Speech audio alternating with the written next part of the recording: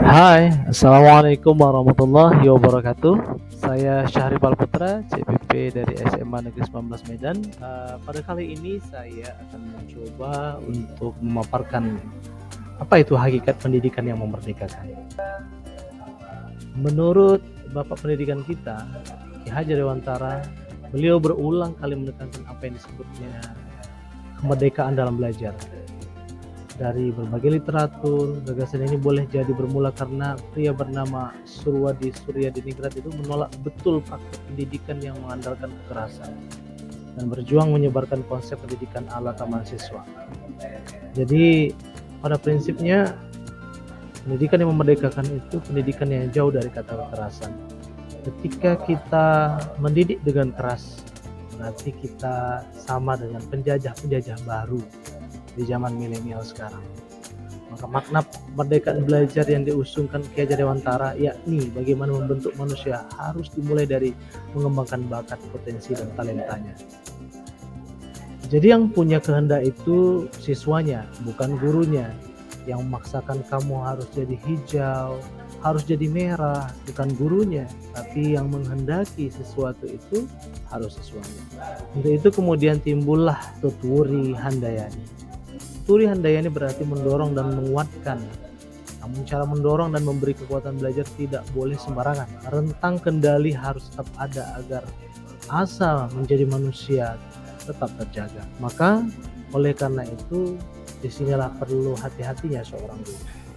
Bakat menjadi kiblat bagi sang pendidik untuk harus memperhatikan apa yang dapat dikembangkan dari anak didiknya.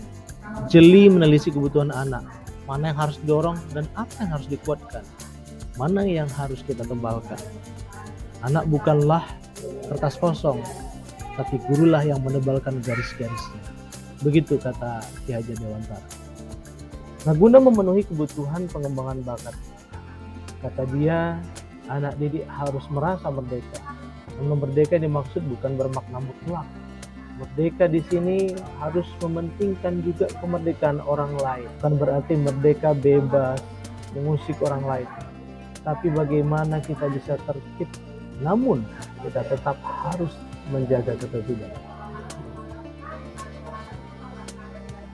Oleh karena itu, bolehlah disimpulkan bahwa pendidikan yang memerdekakan adalah pendidikan yang menitik beratkan perubahan secara menyeluruh, baik itu lahir dan batin, berdasarkan kodrat alam setiap individu. Kemerdekaan yang maksud dalam pendidikan itu saya teringat 3 hal. Yang pertama, pendidikan itu harus bisa membuat anak berdiri sendiri. Bagaimana proses pembelajaran bisa membuat anak berdikari, tidak bergantung pada orang lain, dan bisa mengatur kehidupan dirinya sendiri. Anak merdeka dalam menentukan nasib hidupnya, namun kitalah menuntunnya. Nah, kiat menerapkan pendidikan yang memerdekakan di sekolah. Saya punya beberapa kiat. Ya. Pertama, bolehlah bagaimana kita ciptakan kondisi anak merdeka lahir batin, mandiri, berdiri sendiri, sadar akan hak dan kewajibannya. Di sini menciptakan kondisi adalah hal penting. Anak-anak akan merasa nyaman dan aman berada di sekolah yang mendukungnya dan mengekspresikan diri. Kemudian gunakan program yang berdampak secara langsung pada murid untuk memberikan kebebasan murid sesuai dengan tujuan belajarnya. Misalnya, bagaimana ketika kita membuat proyek, sehingga murid terlibat langsung bertanggung jawab hingga proyek tersebut selesai. Kita tidak hanya melihat hasil, tapi lihatlah proses bagi anak, mana anak itu terlibat, bagaimana dia berkolaborasi, dan bagaimana mereka saling bertanggung jawab menyelesaikan tahap demi tahap proyek tersebut. Kemudian yang ketiga, berikan kesempatan belajar dengan metode yang variatif, konten bebas, dan hasil yang mereka kehendaki itu juga mereka tentukan. Berikan kepada mereka kesempatan untuk menentukan apa yang akan menjadi produk belajarnya, dan berikan kepada mereka konten yang variatif tentunya, serta metode yang juga variatif. Kita manfaatkan aset sekolah untuk terlibat sebagai bahan belajar narasumber. Manfaatkan orang tua mereka untuk menjadi sumber belajar. Manfaatkan masyarakat sekitar untuk menjadi sumber, bahkan narasumber belajar.